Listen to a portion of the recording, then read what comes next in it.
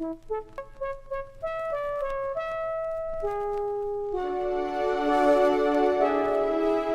meu reino tem muito a dizer, não se faz como quem procurou.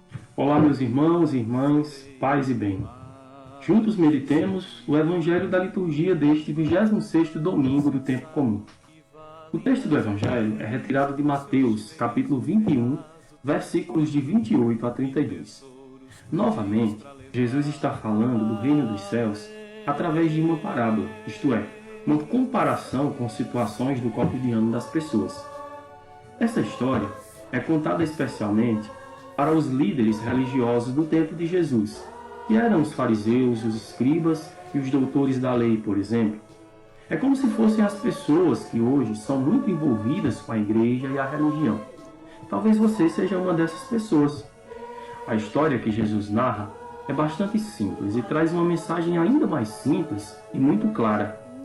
Um pai chega perto de seus 2 filhos para pedir que eles fossem trabalhar na sua vinha, isto é, numa plantação. O primeiro filho responde que não vai. Depois pensa melhor e vai trabalhar. O segundo filho reage com uma docilidade surpreendente, afirmando que irá ajudar o pai na plantação. Mas tudo fica só em palavras. Ele simplesmente não vai trabalhar na vinha. Até aqui, Jesus quer nos ensinar que diante de Deus o importante não é falar, mas fazer. Para Deus, não basta prometer ou confessar, mas fazer a sua vontade. Entre a palavra e a ação, prevalecerá sempre a ação.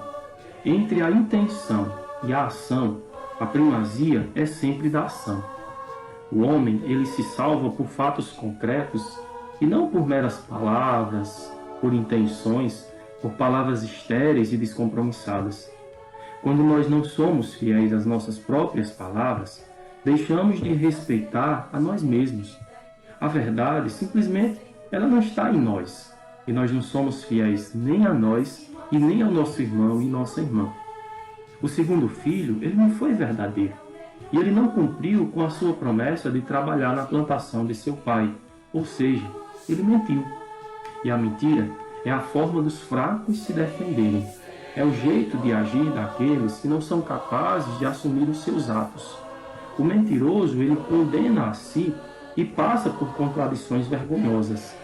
Ele acaba privando os outros do direito que eles têm de ter a verdade, de ter acesso à verdade. E é por isso que aqueles que mentem acabam semeando entre as pessoas desconfiança.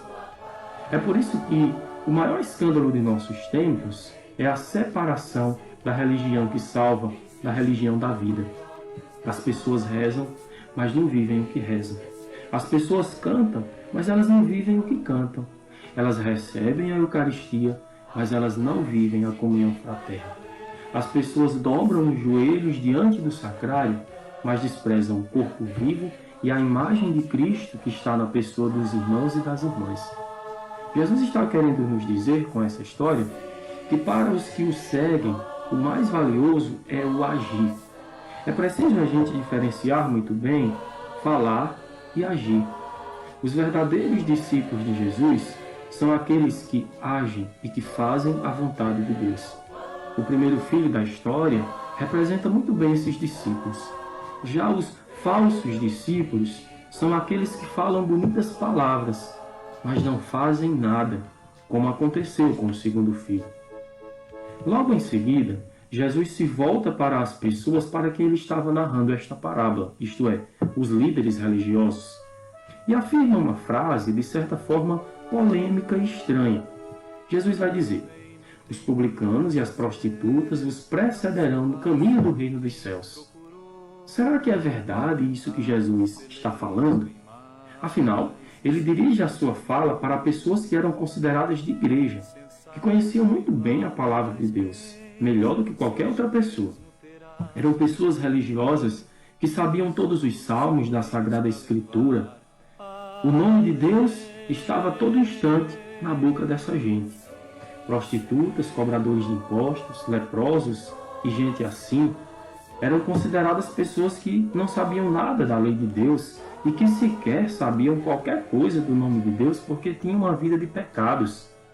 É como se nos dias de hoje Jesus dissesse que os bêbados, que os moradores de rua, que os mendigos, os drogados da Cracolândia, os vagabundos, os prostitutos e as prostitutas, os travestis e toda aquela gente que forma a escória da sociedade tivesse mais direito ao céu do que nós, que somos de igreja, que rezamos o terço, que adoramos ao Santíssimo e vamos à missa todos os domingos. O que foi que Jesus viu nesses homens e mulheres para ele afirmar que eles nos precedem? Talvez a humilhação.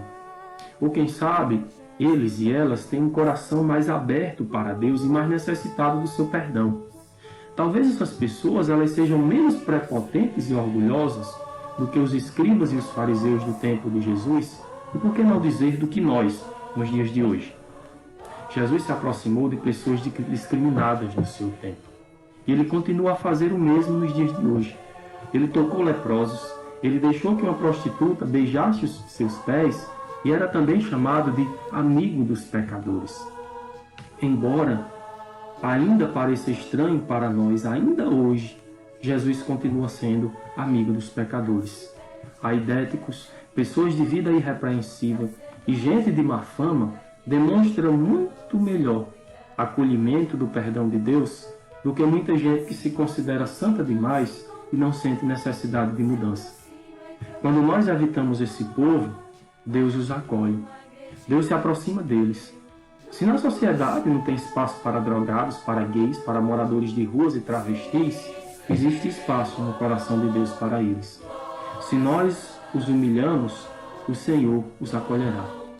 Meus irmãos e irmãs, a verdadeira vontade de Deus ela acontece quando nós tornamos real o Evangelho de Jesus.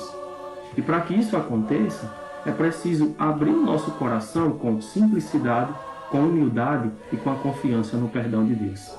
Essa classe de gente que eu citei, talvez demonstrou isso e fez com que Jesus fizesse essa comparação da precedência deles em relação a nós.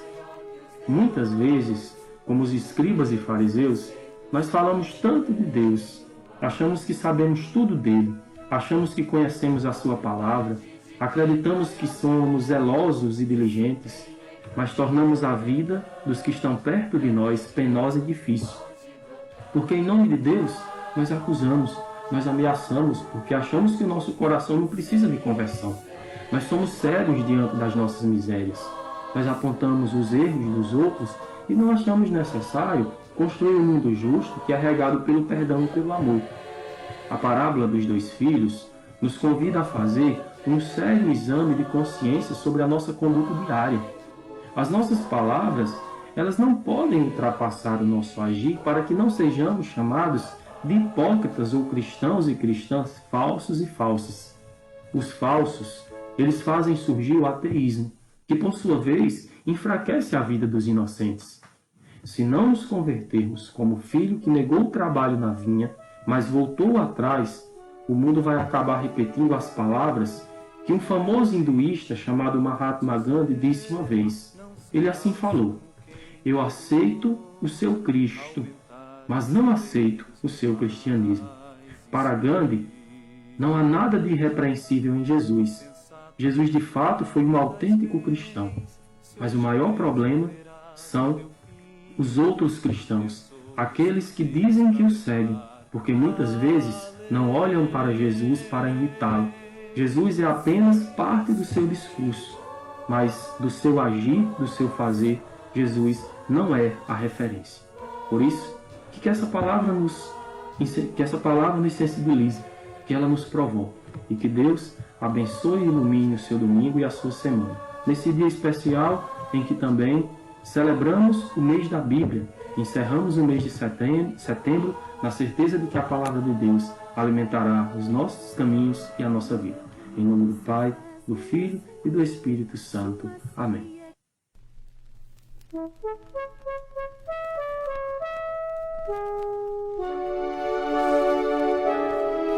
O meu reino tem muito a dizer, não se faz como quem procurou